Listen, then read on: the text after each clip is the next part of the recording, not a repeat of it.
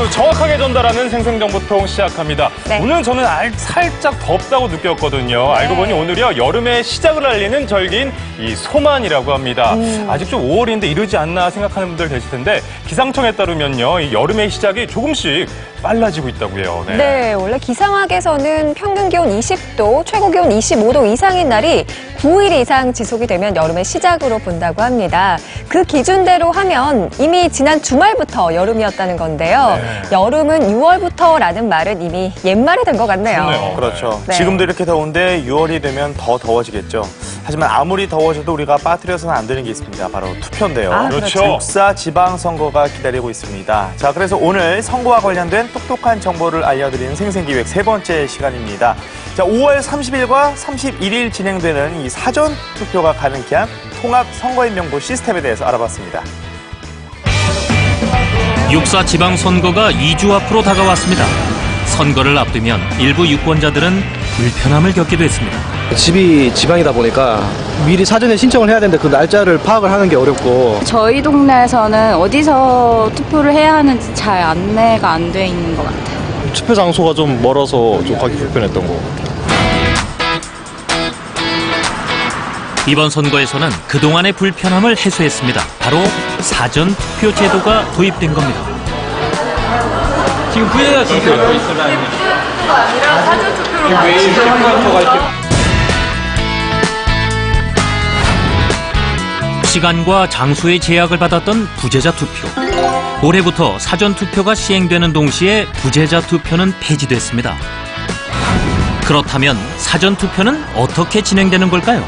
6월 4일 투표할 수 없는 분은 별도의 신고 없이 신분증만 있으면 전국 읍면 동마다에 설치된 사전투표소에서 5월 30일, 31일 투표할 수 있게 되었습니다. 제작진 사전 투표를 직접 체험해봤습니다. 집이 여긴데도 가능할까요? 거주지에 상관없이 신분증만 있으면 투표가 가능합니다. 전국 어디서 다 가능하거든요.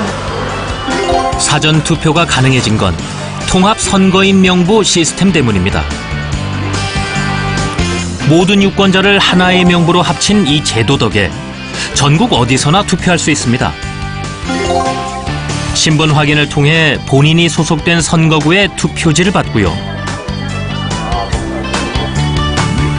기표를 마치고 나면 투표용지는 한데 모아서 회송용 봉투에 넣고 밀봉해줘야 합니다. 사전 투표가 끝나면 등기 우편으로 관할 선관위에 보내야 하기 때문입니다.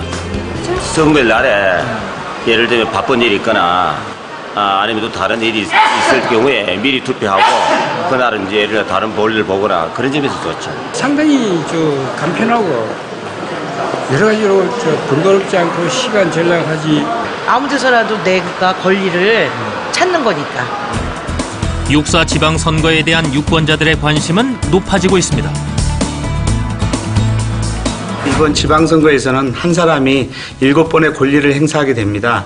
제주도와 세종시를 제외하고는 1인 7표제입니다. 한 사람에게 주어진 7장의 투표용지. 1차로 교육감, 시도지사, 구시군 장을 뽑고 2차로 지역구 시도 구시군 의원 그리고 비례대표 시도 구시군 의원을 뽑게 됩니다. 그런데 교육감 선거 투표용지는 가로형입니다.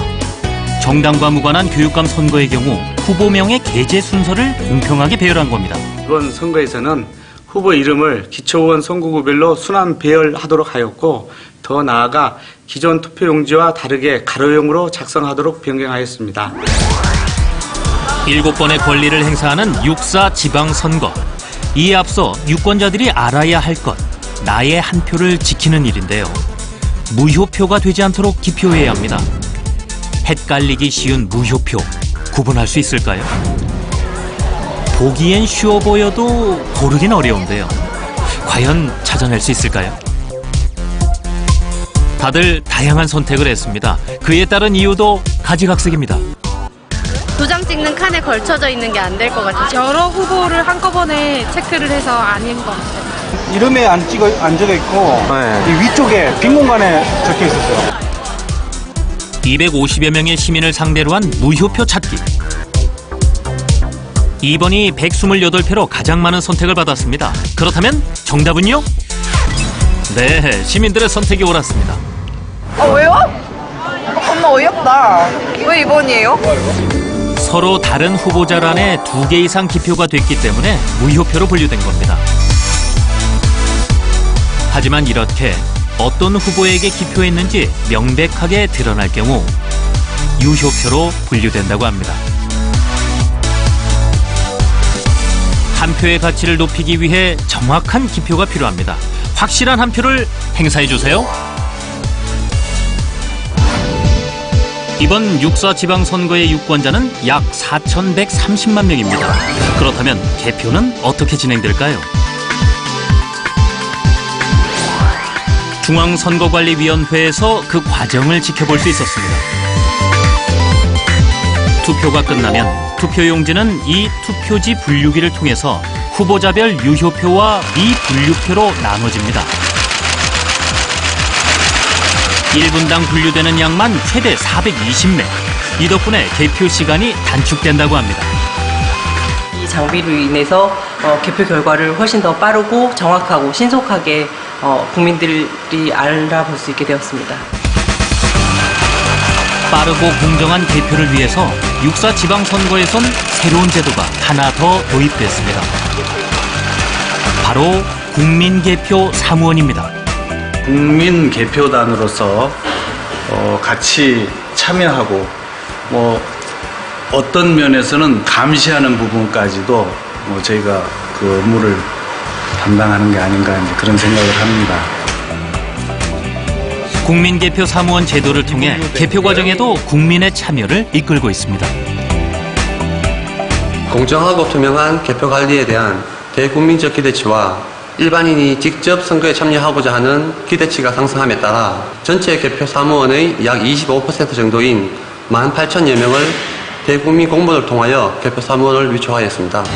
물론 선발 기준이 있습니다. 당원, 예비 후보자, 입후보 예정자의 친족이나 관련인은 후보에서 제외됩니다. 참여 기회가 넓어진 이번 선거, 유권자들은 공명선거를 기대하고 있습니다. 투표해야죠. 당연히 해야 되는 거 아니에요? 전문층이 투표율이 낮다고 생각하니까 다 낮다고 하니까 그래서 좀 한 사람으로서 해야 되지 않나. 지방자치단체를 이끌어갈 사람을 뽑는 거라 의미 있게 생각을 하고 있습니다. 대한민국 국민으로서 생겨야 할 권리라고 생각하기 때문에 꼭 하겠습니다. 국민이 움직여야 민주주의가 살아납니다. 6.4 지방선거, 투표권 꼭 행사하세요. 당신의 한 표로 대한민국을 응원해주세요.